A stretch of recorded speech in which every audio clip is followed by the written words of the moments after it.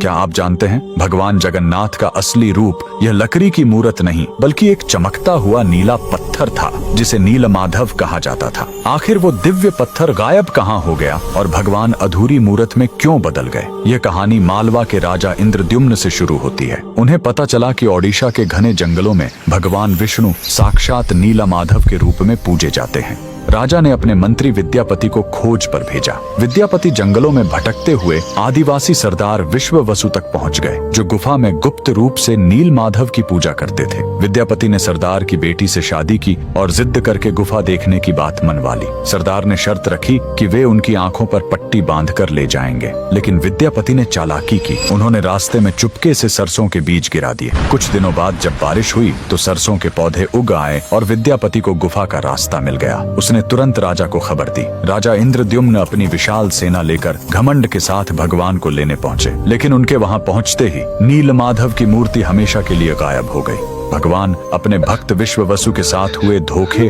और राजा के घमंड से नाराज थे। राजा ने रोकर माफी मांगी और अन्न जल त्याग दिया। तब आकाशवाणी हुई, मैं अब उस पत्थर के रूप में नहीं मिलूंगा, अब मैं समुद्र तट पर एक लकड़ी के लट्ठे के रूप में आऊंगा। कुछ समय बाद पुरी के समुद्र तट पर एक विशाल अद्भुत लकड़ी का लट्ठा तैरता हुआ आया। राजा समझ गए कि यही भगवान का नया रूप है। उन्होंने तुरंत आदेश दिया कि इस पवित्र लकड़ी से भगवान की मूर्ति बनाई जाए, लेकिन समस्या यह हुई कि वह कोई साधारण लकड़ी नहीं थी। जैसे ही राज्य के बड़े बड़े कारीगर उस पर छेनी हथौड़ा चलाते, उनके औजार ही टूटकर बिखर जाते। उस दिव्य लकड़ी पर खरोंच तक नहीं आ रही थी। तब स्वयं भगवान विश्वकर्मा एक बूढ़े शिल्पकार के रूप में आए। उन्होंने कहा, मैं इससे मूर्ति बनाऊंगा, लेकिन मेरी एक शर्त है, 21 दिनों तक कमरा बंद रहेगा। अगर बीच में दरवाजा खुला तो मैं काम छोड़कर चला जाऊंगा। राजा मान गए। 15 दिनों तक अंदर से छेनी चलने की आवाज आती रही, लेकिन फिर सब एकदम शांत हो गया। रानी गुंडिचा को लगा कि बूढ़ा शिल्पकार शायद अंदर मर गया है।